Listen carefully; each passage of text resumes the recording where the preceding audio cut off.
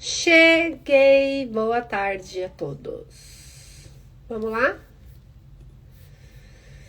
Todos prontos? Tô abrindo o LinkedIn agora. Ao vivo, Carlos, Ney, sejam bem-vindos. Ao vivo no LinkedIn e no Instagram em vídeo. No Instagram, mariana.gaida. Como vocês sabem, não vejo quem tá comigo no LinkedIn, só no Insta. Então, quem quiser me mandar um oi nos comentários, eu vou adorar, porque eu sei quem é que tá aí comigo. Nesta grande comunidade que construímos. E estamos nessa 17ª temporada falando sobre RH para startups, empresas de tecnologia. Tem sido muito boa essa conversa. Eu vou também compartilhar. Oi, Beta, seja bem-vinda. Vou compartilhar também lá no YouTube, youtube.com/marigaida, onde vocês conseguem também ter acesso às temporadas anteriores, que tem tudo, LinkedIn, promoção, como pedir promoção, salário, remuneração do mercado, tem todas as informações aí, de mentoria de carreira, de tecnologia. Em dezembro fizemos uma temporada inteira só sobre linguagem de programação. Me esforcei, que trouxe todo o meu conhecimento para vocês. E agora a gente está falando então sobre RH de startups, empresas de tecnologia, e tem sido um papo muito bom. Vamos chegando, pessoal do LinkedIn que está chegando. Boa tarde, Hendrik, seja bem-vindo. É muito bom ter vocês aqui. E aí a gente vai seguir aqui na nossa programação. No primeiro episódio, a gente falou sobre como montar o RH do zero da startup, muito sobre prioridades. Terça-feira falamos de cultura, ontem falamos de contratação inteligente, recrutamento, e que foi um papo que foi longe, porque a gente falou de round de investimento, a gente falou de queima de caixa, a gente falou um monte de coisa importante. E hoje a gente vai falar sobre a estruturação do processo de onboarding, como estruturar o processo de onboarding sem complicação. Eu acho que um dos principais problemas da startup é ela querer replicar metodologias, procedimentos, modelos, frameworks das grandes corporações. É outro papo, gente. E aí a gente tem essa tendência de, se funcionou para a Amazon, então vai funcionar para minha empresa aqui. Mas não é, a tua empresa ainda não é a Amazon. Tomara que um dia se torne, mas ainda não é. Então eu acho que a gente tem que ter muito discernimento quando a gente escolhe o que a gente vai aplicar na nossa empresa, e também fazer uma adaptação justa, assim, né? Eu acho que é válido pegar referências, que a gente chama de benchmark, né? Pegar referências do que as outras empresas estão fazendo para a gente ter um ponto de partida, mas replicar o que a Amazon, o Google, a Microsoft, o Google estão fazendo nas suas empresas para dentro de uma pequena startup, e às vezes é um tiro no pé. Então a gente começa a complicar processos que podem ser muito mais simples e muito mais eficientes, muito mais efetivos, no sentido de realmente cumprirem o que foi prometido, o que foi estabelecido, né? E o onboarding é um desses processos, que é fácil de complicar, porque a tendência que a gente tem não é da pessoa de startup, ou do founder, ou do RH de startup, é do ser humano. A tendência que a gente tem é a gente ter dificuldade de passar para as pessoas um conhecimento que pra gente já é aprofundado e que para elas é novo. A tendência é que a gente realmente complique a narrativa, complique o discurso, torne tudo muito avançado para quem está vendo o assunto pela primeira vez. Mafê, seja bem-vinda. O Gabriel falou que é um tema importante hoje em dia. Muitas vezes não só as startups têm problema com o onboarding, mas grandes corporações também. Ele vê que o onboarding acaba dependendo dos profissionais que estão no RH da empresa no momento. E se essas pessoas saem, o onboarding retroage. É verdade, Gabriel. Principalmente para startup, que é pequena, e que esse processo às vezes está na cabeça da pessoa. Por isso que documentação é um negócio tão importante. Então, se tiver uma página da intranet, uma página no Notion, uma página no SharePoint, no repositório que for que a empresa usa, com o passo a passo, com o básico das informações, com o que é passado no onboarding, fica fácil não só para o funcionário novo consultar essa informação depois da sessão de orientação. Tipo, beleza, legal, eu gostei do papo com a Mari, achei importante, acho que são informações que vão fazer eu entender melhor a empresa. Mas naquele momento da conversa, que às vezes dura 1 ou 2 horas ali, a conversa inicial, talvez tenha algum ponto que eu prestei atenção, mas eu não consegui entender completamente. Eu quero voltar naquele tópico para eu, no meu tempo, entender melhor. Aí a pessoa nunca mais encontra aquele material de onboarding, porque é um PowerPoint que está num Drive, é um PowerPoint que está lá numa página do Drive compartilhado da rede, né, para quem usa Microsoft, e a pessoa nunca mais vê aquela apresentação.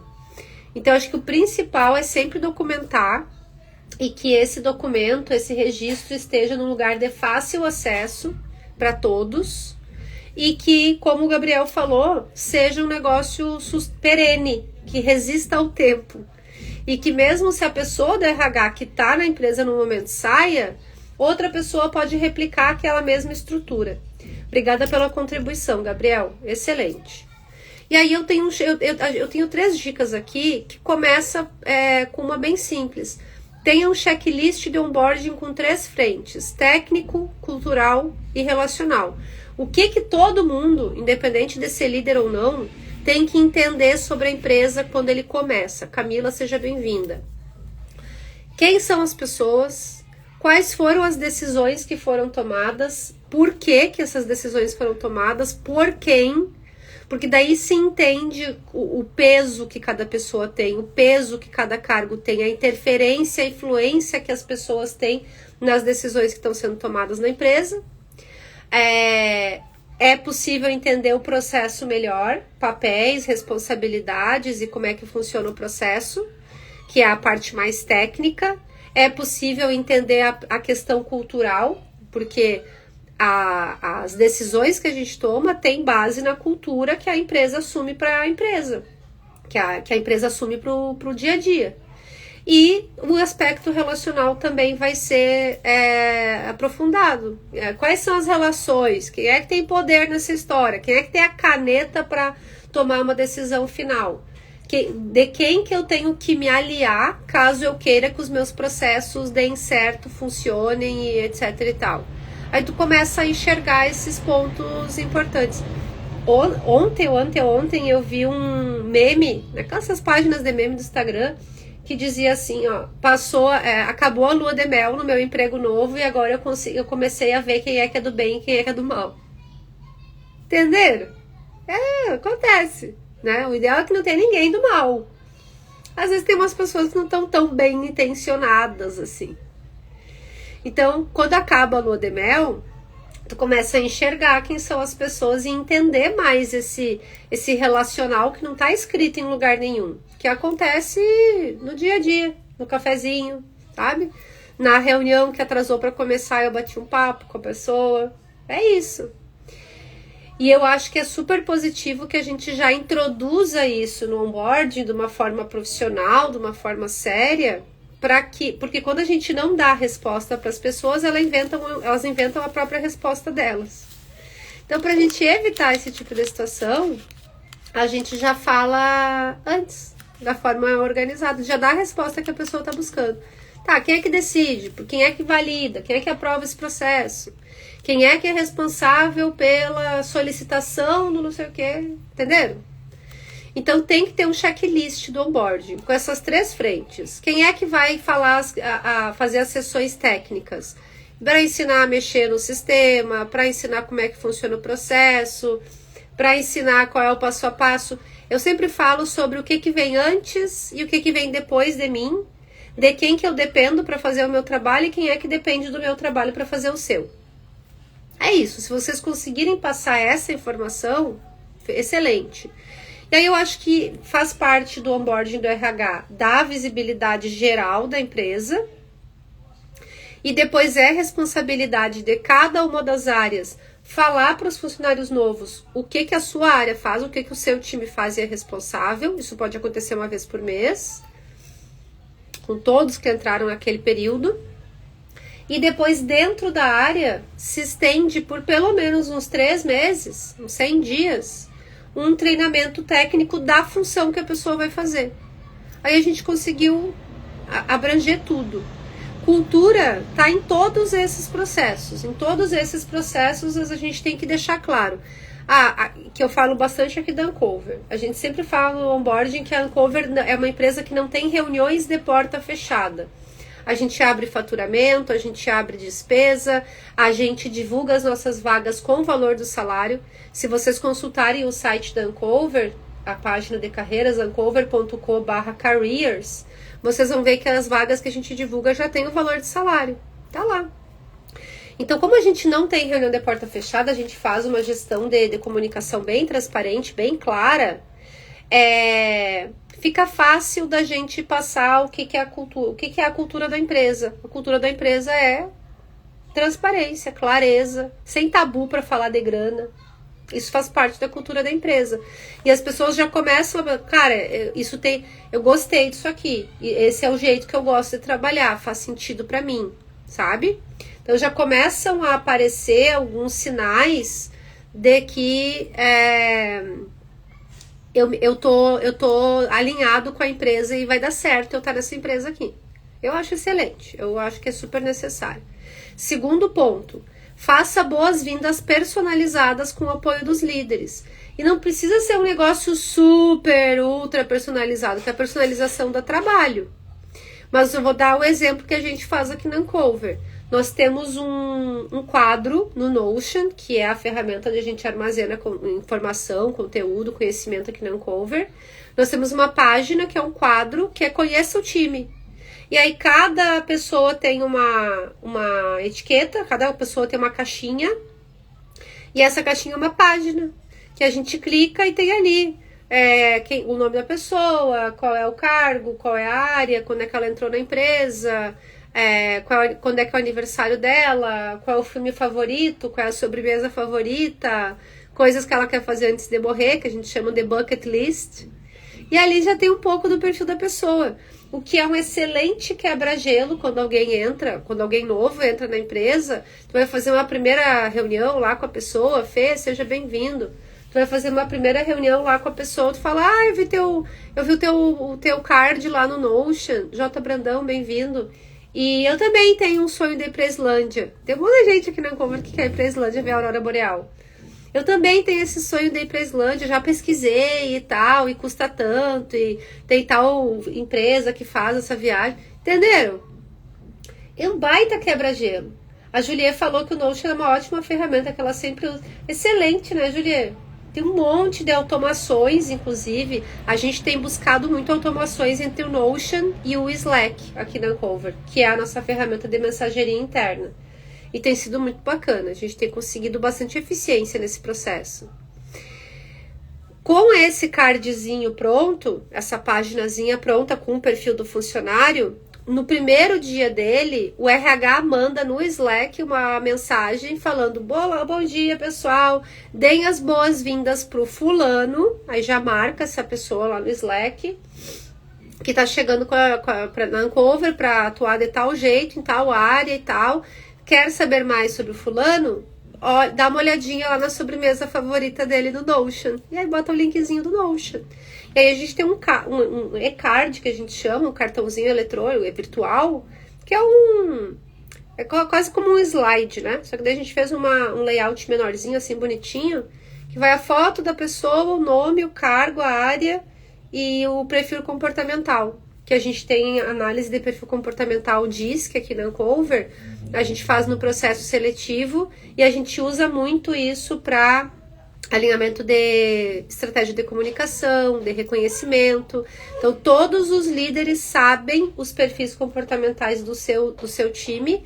E, na verdade, nós temos uma pasta com todos os perfis comportamentais de todo mundo da empresa que todo mundo pode acessar. Vamos depois fazer um pipa? Depois a mãe ajuda você com isso, tá? A mãe tá terminando a live agora. Terceira dica para encerrar: use as primeiras 2 semanas como período de escuta ativa. E isso é muito importante. Eu acho que existe uma ansiedade de que a pessoa entrou e ela tem que sair trabalhando. Às vezes é desespero mesmo. É porque essa vaga já estava aberta há muito tempo, ou alguém da vaga que estava fazendo um bom trabalho saiu porque recebeu uma baita proposta em outro lugar e a vaga está vazia e é uma pessoa importante que faz uma coisa importante na empresa e a gente precisa de alguém logo fazendo o mesmo trabalho. Mas a questão é que as primeiras 2 semanas, principalmente, não dá para cobrar da pessoa que ela tome decisões ou que ela saia executando um processo, porque ela ainda tem que entender o processo. Ela tem que entender o modelo de negócio dessa empresa. Pode ser que ela já trabalhava no concorrente. E o produto é o mesmo, o serviço é igual e tal, mas vai ter processos internos que são muito próprios da empresa, que são muito próprios dessa operação.